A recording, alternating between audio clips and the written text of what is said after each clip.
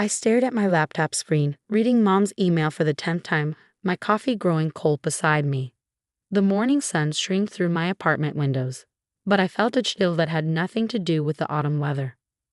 Dear Emma, your father and I have been thinking about the cabin's future. Since Sarah has 3 growing children and you're still single, we believe she could make better use of it.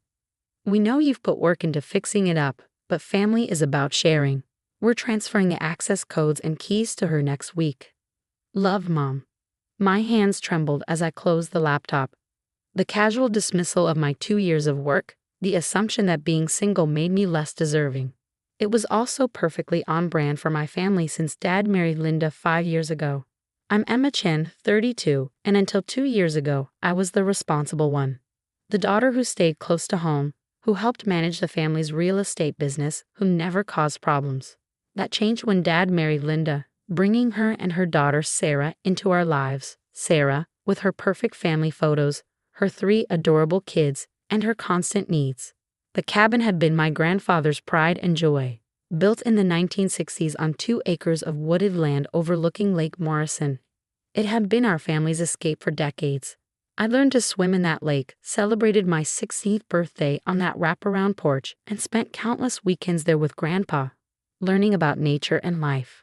When Grandpa passed away 3 years ago, the cabin fell into disrepair. Dad was too busy with his new marriage and no one else seemed interested in maintaining it. I couldn't bear to watch it deteriorate. I'll restore it, I'd announced at a family dinner 2 years ago. I got savings and I know good contractors through work. Dad had barely looked up from his phone. Sure, honey, just don't expect any help from us. We're putting money aside for Sarah's kids' college funds. I hadn't expected help. I learned not to expect anything since Linda and Sarah arrived. What I hadn't expected was this complete betrayal. Standing up from my desk, I walked to the filing cabinet in my home office. Inside the top drawer was a thick folder labeled Cabin Renovation. I pulled it out, along with another, thinner folder marked Legal Documents. The renovation folder contained every receipt, every contract, every permit I'd obtained over the past 2 years. $40,000 of my own money, carefully documented. The new roof, the updated plumbing, the modern kitchen appliances, the reinforced foundation, the expanded deck. Each improvement meticulously planned and executed. But it was the legal folder that brought a slight smile to my face. Inside was the document my grandfather had given me just months before he passed away. The deed to the cabin, legally transferred to my name. Only Grandpa and I knew about it. He'd seen what was coming with Dad's new marriage, had witnessed how I was being gradually pushed aside. The cabin should go to someone who truly loves it, he'd said, his hands shaking as he signed the transfer papers. Someone who understands what it means. I'd kept quiet about the ownership transfer, partly out of respect for Grandpa's wishes and partly because I wanted to see how things would play out. I'd maintained the fiction that the cabin was still family property even as I poured my heart and savings into restoring it. Taking out my phone, I scrolled through photos of the renovation process. The cabin had been in terrible shape when I started. The roof leaked, the pipes were rusted, and the deck was literally falling apart. Now it was a beautiful blend of rustic charm and modern comfort, exactly as Grandpa and I had once dreamed of making it. My phone buzzed, a text from Sarah, so excited about the cabin. The kids can't wait to paint their rooms. Thinking of turning that old study into a playroom. Grandpa's study, the room where he taught me about constellations, where we'd play chess on rainy days, where he'd shown me his collection of nature journals. Sarah wanted to turn it into a playroom. Another buzz. Dad this time. Your mother told you about the cabin decision. We know you'll understand. Sarah's family needs the space more than a single person. I set the phone down without responding. Walking to my window, I looked out at the city skyline. 2 years ago, I might have acquiesced. I might have swallowed my hurt and stepped aside, as I had so many times before. But I wasn't that person anymore. The renovation project had changed me. Managing contractors, solving problems, making decisions. It had shown me what I was capable of. More importantly, it had taught me to stand up for myself. Returning to my desk, I opened my laptop and began composing an email to my family's lawyer, Marcus. He'd been Grandpa's lawyer too, and he knew about the ownership transfer. Marcus, I think it's time to formally announce my ownership of the Lake Morrison cabin. Please prepare the necessary documentation. Best regards, Emma. His response came within minutes. About time. I'll have the papers ready this afternoon. Want me to handle the family meeting? I thought about it. Part of me wanted to avoid the confrontation, to let Marcus handle everything. But Grandpa had taught me better than that. Thanks, but I'll handle it. Could you be available on standby? Of course. Just say when. I spent the next hour drafting an email to my family, scheduling a meeting for Saturday morning at the cabin. Then I called my best friend, Kate, who'd helped me with many of the renovation weekends. They did what? Kate exclaimed when I told her about Mom's email. After everything you've done. Apparently having 3 kids trumps 2 years of work and $40,000 of investment, I said, trying to keep my voice light. Please tell me you're finally going to tell them about the deed. Saturday morning. Want to be my moral support. Wouldn't miss it. Want me to bring coffee and watch their faces fall. I laughed, feeling better already. Make it those cinnamon rolls from Gardner's Bakery and you've got a deal. After hanging up, I went through my emails again. Mom had sent 2 more, full of details about how Sarah's family would better utilize the space.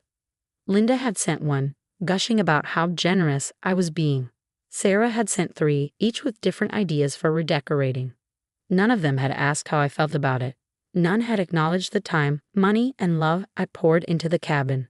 They just assumed I would step aside, as always. Opening my photo gallery again, I found my favorite picture, Grandpa and me on the cabin's porch, taken just months before he passed.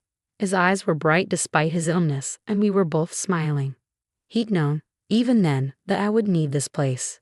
Not just the physical cabin, but what it represented. A place to stand my ground, a legacy to protect. I won't let you down, Grandpa, I whispered to the photo. The rest of the week passed in a blur of work and preparation. I gathered all my documentation, made copies of everything, and prepared a detailed presentation of the renovation work. Not that I needed to justify myself, but I wanted them to understand exactly what they tried to take from me. By Friday night, my anxiety was peaking. I drove up to the cabin early, wanting to spend one last quiet night there before everything changed. As I pulled up the gravel driveway, the motion sensor lights I'd installed clicked on, illuminating the sturdy log structure.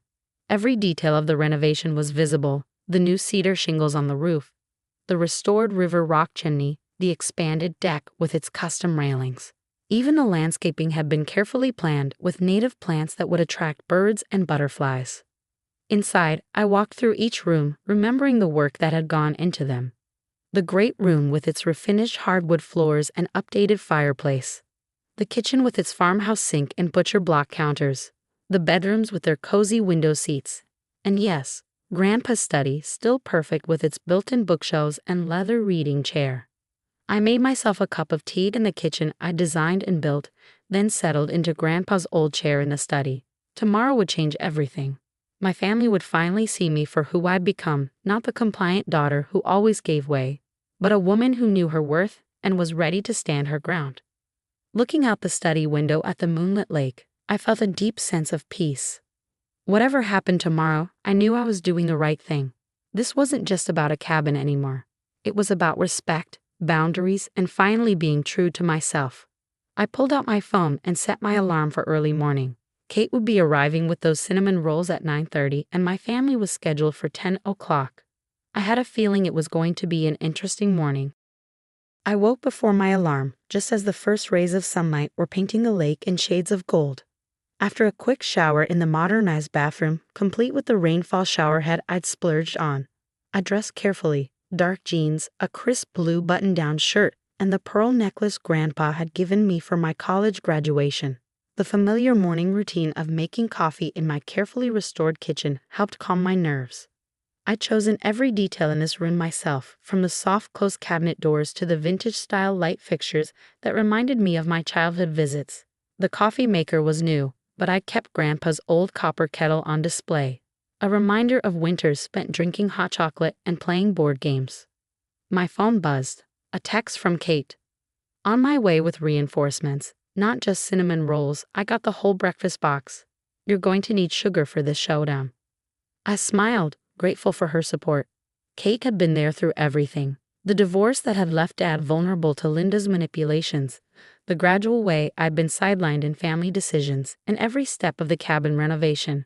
She understood what was at stake today. While waiting, I set up the great room for the meeting. I arranged chairs in a semicircle facing the stone fireplace where I'd place my laptop and a small projector. On the rustic coffee table I'd refinished myself.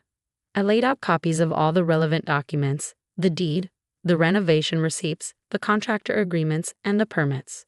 At 9:15, I heard the crunch of tires on gravel.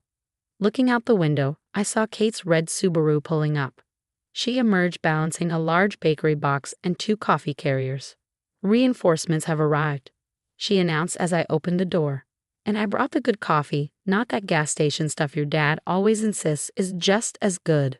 We set up the breakfast spread on the kitchen island, an array of cinnamon rolls, muffins, and Danish pastries that filled the cabin with a welcoming aroma. It felt almost ironic, playing hostess in a home my family thought they were about to take from me. "How are you holding up?" Kate asked, studying my face as she arranged coffee cups. "Surprisingly okay," I replied, realizing it was true. "I think I'm just ready for this to be over, ready for them to know." "They're going to flip out," Kate said, but she was grinning. "Especially Sarah. Remember how she acted at Christmas when you got the bigger slice of pie?" I laughed, remembering Sarah's ridiculous tantrum over dessert. "This is a bit bigger than pie." "Yeah, this is the whole bakery." Kate squeezed my arm. "You've got this, Em. And I've got your back." At 9:45, we heard more cars approaching. Through the window, I watched my family arrive. Dad's Mercedes pulling up first, followed by Linda's Range Rover with Sarah at the wheel. Mom's modest Toyota brought up the rear. They all paused at the base of the porch steps, taking in the improvements I'd made to the exterior. "Here we go," I muttered, squaring my shoulders. Dad entered first, his presence filling the doorway as it always had. At 60, he was still an imposing figure, though his hair had gone completely gray. Linda followed, her perfectly highlighted hair and designer casual were a stark contrast to the rustic setting. Sarah came next, already talking about her decorating plans to her husband Mike, who looked uncomfortable. Mom slipped in last, her eyes darting around the transformed space. "Emma, honey," Linda trilled, moving to hug me. I stepped back, maintaining professional distance. "Please, everyone take a seat," I said, gesturing to the arranged chairs. "We have some important things to discuss." "Love what you've done with the place, sweetheart," Dad said, settling into the largest armchair. "Sarah's kids are going to love it." I caught Kate's slight eye roll as she leaned against the kitchen counter, coffee in hand. "Before we get into any plans, I began moving to stand by the fireplace. I need to share some information with you all." I picked up the remote for the projector. "Oh, do you have renovation pictures?" Sarah interrupted, because I was thinking of repainting everything in a more modern palette. "Actually," I said firmly, "I have documentation to review." I clicked the first slide, showing the original state of the cabin from 2 years ago. Let's start with what this place looked like when I began the restoration. The images showed the cabin's deterioration in stark detail: the rotting deck, the leaking roof, the outdated and failing systems. As you can see, the property was in severe disrepair. None of you seemed interested in fixing it. I clicked through more slides, showing the progression of work.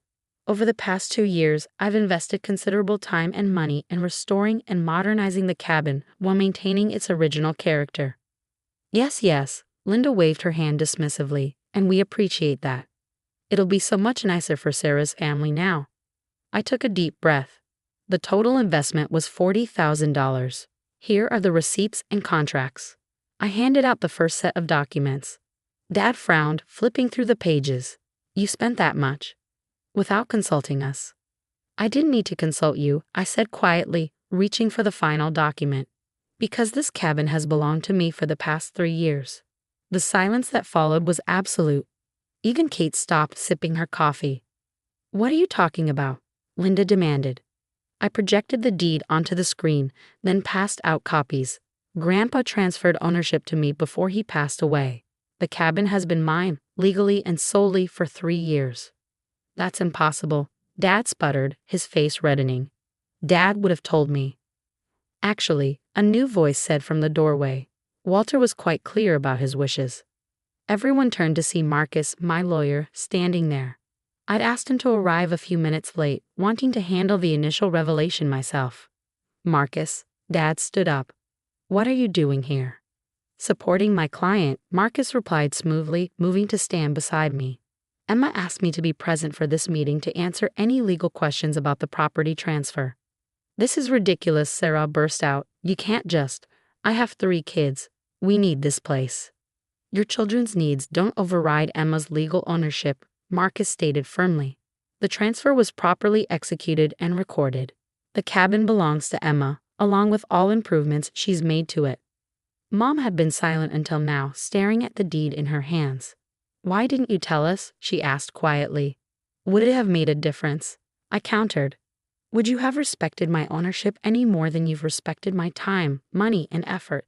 You were ready to give away property that wasn't yours to give. We thought it was still family property, Dad protested.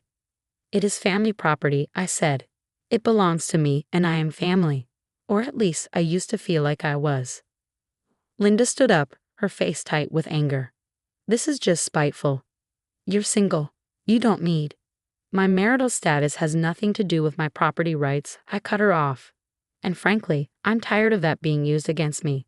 I've worked hard, built a successful career, and invested my own money in this place. Being single doesn't make me less deserving of respect or property ownership. But the children.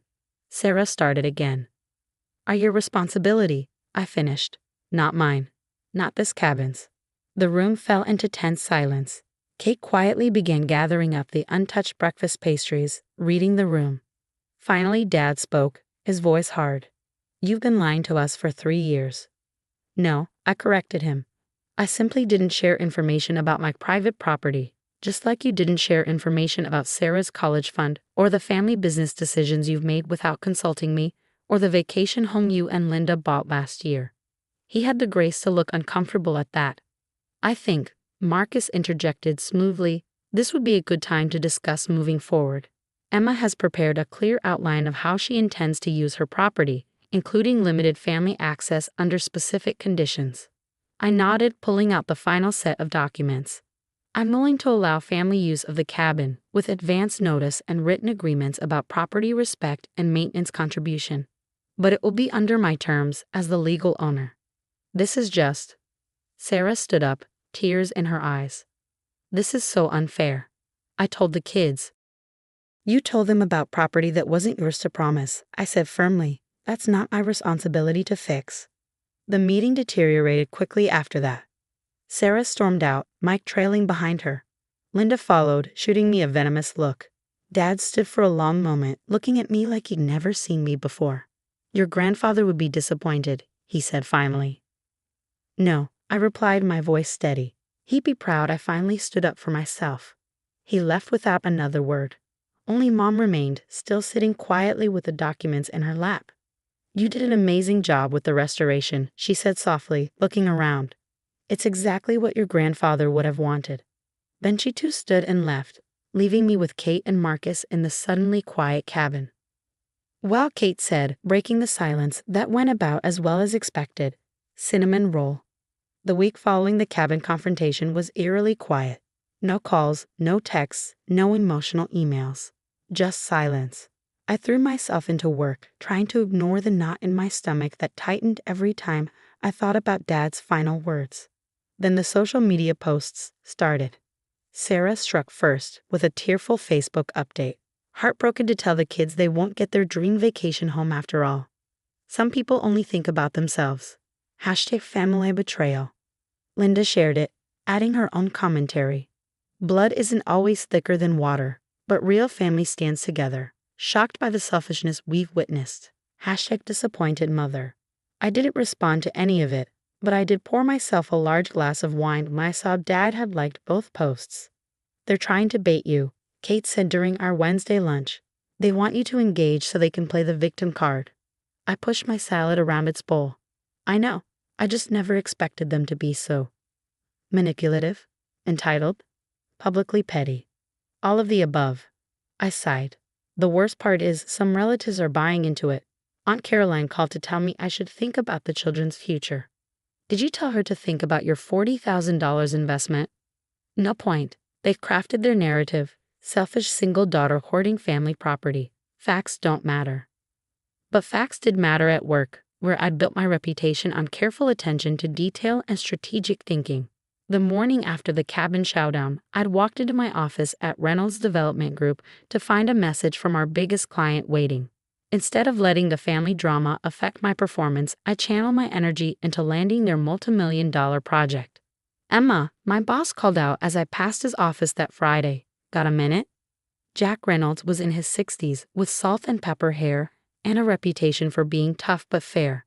I'd worked for him for 8 years, climbing from junior associate to senior project manager. "The Westbrook proposal was excellent," he said as I took a seat. "But you seem distracted this week. Everything okay?" I hesitated. Jack had met my family at various company events over the years. He even helped recommend contractors for the cabin renovation. "Just some family issues," I said finally, "nothing that will affect my work." He studied me for a moment. "You know, when my first wife and I divorced, everyone had an opinion about how I should handle my inheritance. Sometimes standing your ground means being the bad guy in someone else's story." I looked up sharply. Of course, the Reynolds family drama had been local news years ago. "How did you handle it?" "Kept my head high, focused on work, and let time sort out who really cared about me versus who just wanted what I had." He smiled. "The cabin looks amazing, by the way. My wife and I drove past it last weekend." I felt a weight lift slightly. At least someone understood. That evening, I drove up to the cabin, needing to reconnect with the peace I always found there. As I pulled up, I noticed another car in the drive, Mom's Toyota. She was sitting on the porch steps, a small box beside her. "I should have called first," she said as I approached. "I know it's your property." "It's okay." I sat down beside her, leaving space between us. "How did you know I'd come?" "You always retreat here when you're hurting, just like your grandfather did." We sat in silence for a moment, watching the sunset paint the lake orange and pink. "I brought some things," she said finally, opening the box. "Found them while cleaning out the attic." Inside were photographs, dozens of them, spanning decades. Me and Grandpa fishing off the dock. Dad teaching me to swim. Family picnics on the lawn. Christmas mornings around the great room fireplace. "You were always his favorite," Mom said softly, holding a photo of Grandpa teaching me to use his old camera. "Not because you were the oldest, but because you saw the magic in this place like he did." "Dad thinks Grandpa betrayed him by giving me the cabin." "Your father?" Mom sighed. "He's always seen things in terms of monetary value. The cabin, to him, is just property. To you and your grandfather, it was different." She pulled out another photo, me at 16, proudly holding up my first caught fish while Grandpa beamed beside me. "I'm sorry," she said suddenly, "for the email about Sarah, for not standing up for you more these past few years. I got so caught up in trying to keep the peace that I forgot to protect what matters." I felt tears prick at my eyes. "I never wanted to hurt anyone, Mom. I just couldn't let them take this place. Not after everything." "I know, sweetheart." She touched my hand gently. "And you shouldn't have to. Sarah will get over it." "Linda," she shrugged. "Well, Linda's always been good at playing the victim when she doesn't get her way. And Dad? Give him time. He's struggling with more than just the cabin. The business isn't doing well. That's why he's been pushing Sarah's needs so hard. He feels guilty about not being able to provide for her kids like he did for you." That was news to me. The family real estate business had always seemed solid. "He could have talked to me about it," I said. "I know things about the market, about development. I could have helped." "Pride," Mom said simply. "It's a Chen family trait." Speaking of which, she pulled one final item from the box, a journal bound in worn leather. "Your grandfather's project diary. He documented every improvement he made to this place, every dollar he spent. Thought you might like to add your own notes to it." I took the journal with trembling hands. Opening it, I recognized Grandpa's neat handwriting, his detailed sketches of improvements he planned. "He'd be so proud of what you've done here," Mom said, standing up. "Not just the renovation, but standing up for yourself. That's what he wanted for you." She hugged me briefly, then walked to her car. Stopping at the driver's door, she turned back. "Oh, and Emma, I've blocked Sarah on Facebook. Her pity party posts were getting ridiculous." I laughed through my tears, watching her drive away. Then I took Grandpa's journal inside, settled into his old leather chair, and began reading about the legacy he trusted me to continue. 6 months after the confrontation, I sat on my expanded deck, sipping morning coffee and watching early spring sunlight dance on the lake. Grandpa's journal lay open on my lap, my own notes and sketches now mingling with his on the pages. The winter had been quiet. Sarah had moved her social media campaign to private groups after several relatives called her out for dramatics. Linda still wasn't speaking to me, but I counted that as a blessing. Dad. Well, that wound was taking longer to heal. But life had shifted in unexpected ways. I'd taken Jack Reynolds' advice and focused on my career, landing 2 major projects that put me in line for a partnership. The cabin had become my weekend sanctuary, a place to recharge and remind myself of what mattered. My phone buzzed, a text from Mom. Your father's here. He wants to talk. Can we come up? I stared at the message, my heart racing. After a moment, I replied, yes. They arrived 30 minutes later. Dad looked older somehow, more tired than I remembered. He carried a folder under his arm. Coffee, I offered, leading them to the deck. Please, Mom said, while Dad just nodded. When I returned with 3 mugs, Dad was studying the new deck railing, running his hand along the smooth cedar. You did good work here, he said quietly. Better than the contractors I would have hired. Coming from Dad, a lifelong developer, this was high praise. I had good teachers, I replied, thinking of Grandpa's detailed notes about choosing the right wood, the proper angle for water runoff. Dad sat down heavily in one of the Adirondack chairs I'd built following Grandpa's old plans. The business is failing, he said abruptly. 3 bad developments in a row, and the bank's calling in loans. Richard, Mom warned softly. No, she needs to know. He opened his folder. I've been trying to protect everyone. Sarah's family, Linda's lifestyle. But I've made things worse. The vacation house is gone, refinanced to cover debts. I'm selling the office building next. I absorbed this silently, pieces clicking into place. The push to give Sarah the cabin. It hadn't just been favoritism. They'd been trying to secure something for her before everything fell apart. Why did you come to me? I asked. I'm in development too, Dad. I could have helped. Because I was ashamed, he admitted. And because you remind me so much of Dad. He always said I focused too much on expansion, not enough on solid foundations. He gestured around at the cabin. Like this place. He built it to last, and you restored it the same way. The business can be rebuilt, I said carefully. If you're willing to scale back, focus on quality over quantity. I have contacts, investors who trust my judgment. Dad looked at me for a long moment. Would you consider coming in as a partner? Equal say in decisions, your own client list? As long as we're clear, I'm not giving up the cabin. A ghost of a smile crossed his face. No, you're not. Your grandfather knew what he was doing there. He paused. Sarah's selling her house, moving to a smaller place. Linda's, adjusting. I understood what he wasn't saying. The family was facing hard changes, and they needed to face them together. The cabin has 4 bedrooms, I said, and I wrote up those family use guidelines for a reason. If Sarah's kids want to learn to fish, swim, appreciate nature, they're welcome. Under my terms. Mom reached over and squeezed my hand. I have one condition for the business partnership, I added. We restore the original company values, the ones Grandpa started with. Quality work, honest dealings, solid foundations. Dad nodded slowly. He'd like that. He looked out at the lake, the view Grandpa had fallen in love with 60 years ago. I'm sorry, Emma, for everything. I know, I said simply. Later that evening, after they'd left, I added a new entry to Grandpa's journal. Sometimes the strongest foundations aren't just built of wood and stone. They're built on standing your ground, knowing your worth, and being willing to rebuild what's broken, whether it's a cabin, a business, or a family. Love, Emma. I could almost hear Grandpa's laugh on the evening breeze, feel his approval in the peace that settled over the lake at sunset. The cabin had never just been about property or vacation spots or who had children. It had been about legacy, about understanding what matters most. Sarah's kids would learn to swim in this lake someday, just as I had. They'd roast marshmallows at the fire pit I rebuilt, sleep in bunk beds their mother would help design. But they'd do it knowing this place had been saved by someone who loved it enough to fight for it. And maybe that would be the most important legacy of all.